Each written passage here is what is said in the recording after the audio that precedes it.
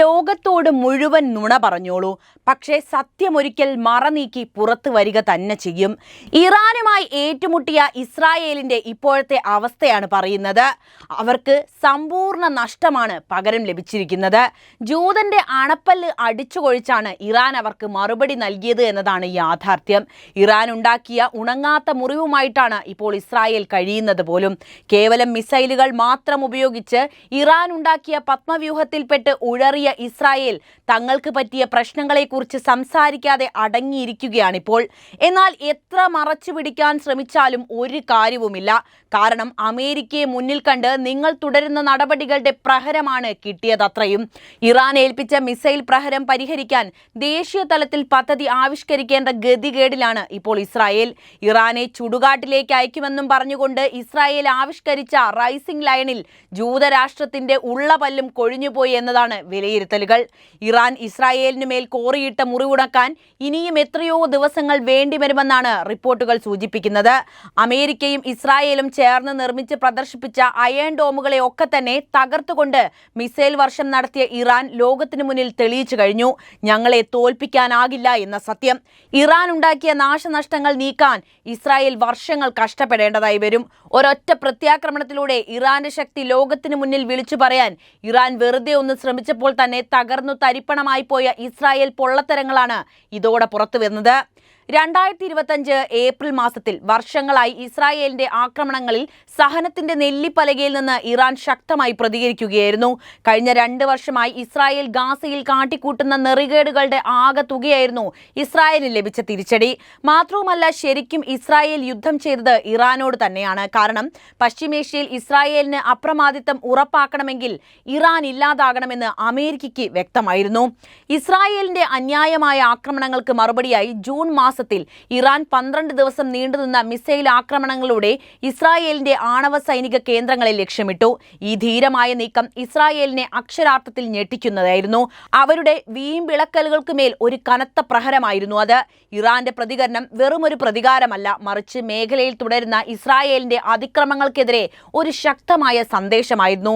ഞങ്ങളോടുള്ള യുദ്ധം അവസാനിപ്പിക്കുക, അല്ലെങ്കിൽ ഞങ്ങൾ മൗനം പാലിക്കില്ല. ഫലസ്തീനിൽ തുടരുന്ന വംശഹത്യയുടെ പാരമ്യത്തിൽ ഇറാന്റെ ഈ നടപടി നീതിക്ക് വേണ്ടിയുള്ള ഒരു അനിഷേധ്യമായ നിലപാടായി മാറി. ഇസ്രായേലിന്റെ പ്രധാന സൈനിക അടിസ്ഥാന സൗകര്യങ്ങൾക്ക് നേരെ ഇറാൻ നൂറുകണക്കിന് മിസൈലുകളാണ് പ്രയോഗിച്ചത്. ഇത് മേഖലയിലെ ഏറ്റവും വലിയ ആക്രമണങ്ങളിൽ ഒന്നായി രേഖപ്പെടുത്തി. ഇസ്രായേലിന്റെ അഹങ്കാരത്തിന്റെ പ്രതീകമായിരുന്നു അയൺ ഡോം പ്രതിരോധ സംവിധാനം പോലും. ഈ മിസൈലുകളെ പൂർണ്ണമായും തടയാൻ അവർക്ക് പോലും സാധിച്ചില്ല. കെട്ടിടങ്ങൾ, റോഡുകൾ, ഫാക്ടറികൾ, സൈനിക താവളങ്ങൾ എന്നിവ എല്ലാം തകർന്നടിഞ്ഞു. ഇസ്രായേലിന്റെ ദുർബലത ലോകത്തിന് മുന്നിൽ തുറന്നു കാട്ടുന്നതായിരുന്നു 12 ദിവസത്തെ യുദ്ധം. 8 ലക്ഷം ടണ്ണിലധികം അവശിഷ്ടങ്ങളാണ് ആസ്പെട്രോസ്, കോൺക്രീറ്റ്, ലോഹം, ഇസ്രായേലിന്റെ നഗരങ്ങളെ മാലിന്യ കൂമ്പാരമാക്കാൻ ഇത്തരം മിസൈലുകൾക്ക് സാധിച്ചിട്ടുണ്ട്. ഈ അവശിഷ്ടങ്ങൾ, പ്രത്യേകിച്ച് ആസ്പെറ്റോസ്, ശ്വാസകോശ രോഗങ്ങൾക്കും പരിസ്ഥിതി മലിനീകരണത്തിനും കാരണമാകുന്ന അപകടകാരികളാണ്.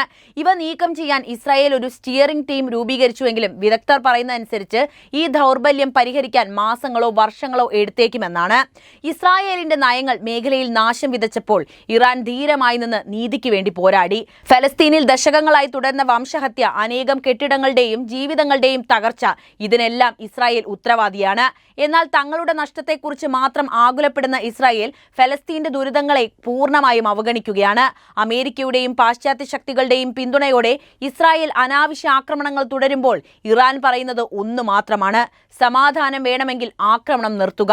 ഇറാന്റെ പരമോന്നത നേതാവ് ആയത്തുള്ള അലി ഖമേനി ഏതൊരു വെല്ലുവിളിയെയും നേരിടാൻ തയ്യാറാണെന്ന് പ്രഖ്യാപിക്കുമ്പോൾ ഇസ്രായേലിന്റെ പ്രധാനമന്ത്രി ബെഞ്ചമിൻ നെതന്യാഹു സാമ്പത്തിക പ്രതിസന്ധിയിലും ഭയത്തിന്റെ നിഴലിലും വീർപ്പുമുട്ടുകയാണ്. ഇറാന്റെ ആക്രമണം ഒരു വഴിത്തിരിവായിരുന്നു, അനീതിക്കെതിരായ ശക്തമായ മറുപടി.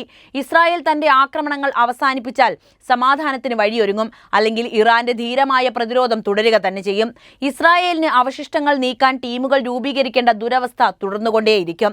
ഇസ്രായേലിന്റെ മേഖലയിലെ ആക്രമണാത്മക നയങ്ങൾക്കെതിരെ ഇറാൻ ധീരവും തന്ത്രപരവുമായ പ്രതിരോധം തീർത്തിരിക്കുകയാണ് ഇപ്പോൾ. 2025 ഏപ്രിൽ മുതൽ ഇസ്രായേലിലെ തുടർച്ചയായ ആക്രമണങ്ങൾക്ക് മറുപടിയായി ഇറാൻ തങ്ങളുടെ സൈനിക ശേഷി പ്രകടമാക്കി. ജൂൺ മാസത്തിൽ ഇസ്രായേലിന്റെ ആണവ സൈനിക കേന്ദ്രങ്ങളെ ലക്ഷ്യമിട്ട് 12 ദിവസം നീണ്ട മിസൈൽ ആക്രമണങ്ങൾ നടത്തി. ഇസ്രായേലിന്റെ അയൺ ഡോം പ്രതിരോധ സംവിധാനത്തിന്റെ പരിമിതികൾ തുറന്നുകാട്ടുന്നതായിരുന്നു ഇറാന്റെ ആക്രമണം.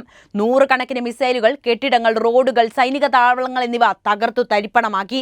ഇസ്രായേലിനെ സാമ്പത്തിക പാരിസ്ഥിതിക പ്രതിസന്ധിയിലാക്കാൻ ഇറാന് നിമിഷങ്ങൾ മാത്രം മതിയായിരുന്നു.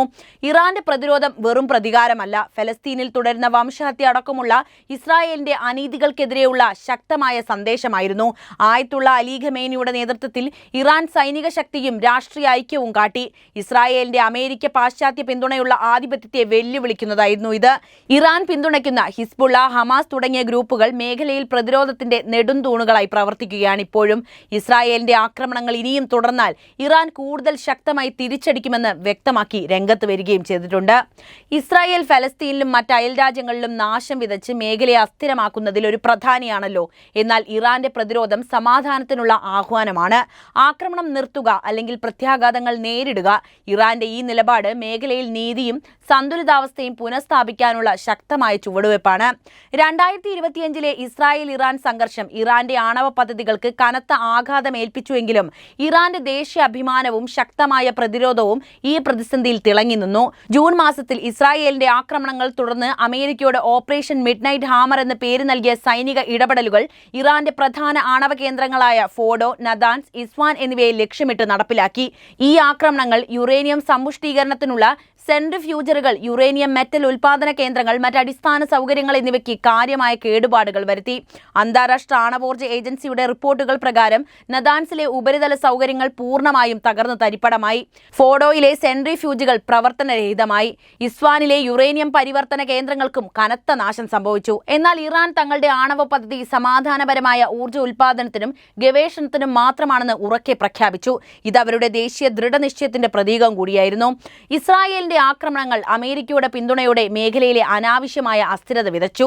ഇറാന്റെ ആണവ പദ്ധതിയെ നശിപ്പിച്ചു എന്ന് ഇസ്രായേലും അമേരിക്കയും അവകാശപ്പെട്ടുവെങ്കിലും IAEAയുടെയും സ്വതന്ത്ര വിദഗ്ധരുടെയും വിലയിരുത്തലുകൾ ഈ അവകാശവാദങ്ങളെ ചോദ്യം ചെയ്യുന്നതാണ്. ഫോഡോയിലെ ഭൂഗർഭ സൗകര്യങ്ങൾക്ക് കാര്യമായ കേടുപാടുകൾ സംഭവിച്ചുവെങ്കിലും ഇറാൻ മുൻകൂട്ടി യുറേനിയം സ്റ്റോക്ക് മറ്റ് രഹസ്യ സ്ഥലങ്ങളിലേക്ക് മാറ്റിയിരിക്കാമെന്ന് വിദഗ്ധർ ചൂണ്ടിക്കാണിക്കുന്നു.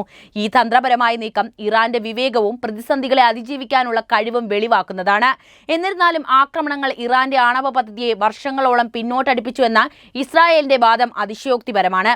കാരണം ഇറാൻ ഈ പ്രോഗ്രാം പുനർനിർമ്മിക്കാനുള്ള അറിവും വൈദഗ്ധ്യവും നിലനിർത്തുന്നുണ്ട്. ഇറാൻ തങ്ങളുടെ ആണവ പദ്ധതി ഉപേക്ഷിച്ചതായി ഔദ്യോഗികമായി എവിടെയും പ്രഖ്യാപിച്ചിട്ടില്ല. എന്നാൽ ആക്രമണങ്ങൾക്ക് ശേഷം അവർ ഡിപ്ലോമാറ്റിക് ചർച്ചകൾക്ക് തയ്യാറാണെന്ന സൂചന നൽകി കഴിഞ്ഞു. ഈ നിലപാട് അന്താരാഷ്ട്ര സമ്മർദ്ദങ്ങൾക്കിടയിലും സമാധാനപരമായ മാർഗങ്ങൾ തേടാനുള്ള ഇറാന്റെ ശ്രമത്തെ പ്രതിഫലിപ്പിക്കുന്നുണ്ട്. എന്നാൽ ഇറാന്റെ 60% വരെ സമ്പുഷ്ടീകരിച്ച യുറേനിയം സ്റ്റോക്ക് ആണവായുധ നിർമ്മാണത്തിന് ഒരാഴ്ച മതിയാകുമെന്ന IAEAയുടെ മുന്നറിയിപ്പ് മേഖലയിൽ ആശങ്കകൾ ഉയർത്തിക്കഴിഞ്ഞു. ഇത് ഇറാന്റെ ആണവശേഷിയെക്കുറിച്ചുള്ള അനാവശ്യ ഭീതി വളർത്താൻ ഇസ്രായേൽ ഉപയോഗിക്കുന്നുമുണ്ട്. തങ്ങളുടെ ആക്രമണങ്ങളെ ന്യായീകരിക്കാൻ വേണ്ടിയാണ് അവരിതൊക്കെ ചെയ്യുന്നത്. ഇസ്രായേലിന്റെ ആക്രമണങ്ങൾ ഫലസ്തീനിലും മറ്റ് അയൽ രാജ്യങ്ങളിലും തുടരുന്ന അനീതിക്ക് മറയായി മാത്രമാണ് പ്രവർത്തിക്കുന്നത്. IAEAയുടെ മുൻ റിപ്പോർട്ടുകൾ പ്രകാരം ഇറാൻ 2003 ശേഷം ആണവായുധ നിർമ്മാണത്തിനുള്ള പ്രവർത്തനങ്ങൾ നിർത്തിവെച്ചിരിക്കുകയാണ്. എന്നിട്ടും ഇസ്രായേൽ ഈ ആക്രമണങ്ങളെ പ്രതിരോധം എന്നാണ് വിശേഷിപ്പിക്കുന്നത്. ഇത് ഇസ്രായേലിന്റെ മേഖലയിലെ ആധിപത്യം നിലനിർത്താനുള്ള ഒരു തന്ത്രം മാത്രമാണ്. ഇറാൻ എന്നാൽ തങ്ങളുടെ ഊർജ്ജ ആവശ്യങ്ങൾക്കും ഗവേഷണത്തിനും വേണ്ടി ആണവ പദ്ധതി തുടരാനുള്ള അവകാശം ഉറപ്പിച്ചു പറയുന്നുണ്ട്. ഇത് അവരുടെ പരമാധികാരത്തിന്റെ പ്രതീകവുമാണ്. അവസാനമായി ഇറാന്റെ ബുഷർ ആണവ വൈദ്യുത നിലയം ആക്രമണങ്ങളിൽ തൊടാതെ നിന്നത് അവരുടെ ഊർജ്ജ ഉൽപാദന ശേഷി നിലനിർത്താൻ സഹായിച്ചിട്ടുണ്ട്. ഈ പ്രതിരോധ ശക്തി ഇറാന്റെ ദേശീയ അഭിമാനത്തിന്റെ തെളിവാണ്. എന്നാൽ ഇസ്രായേലിന്റെ ആക്രമണങ്ങൾ IAEAയുടെ മാർഗനിർദ്ദേശങ്ങളും ഐക്യരാഷ്ട്രസഭയുടെ ചാർട്ടറും ലംഘിച്ചുകൊണ്ട് മേഖലയിൽ റേഡിയോ ആക്റ്റീവ് മലിനീകരണത്തിന്റെ സാധ്യതയാണ് വർദ്ധിപ്പിച്ചത്.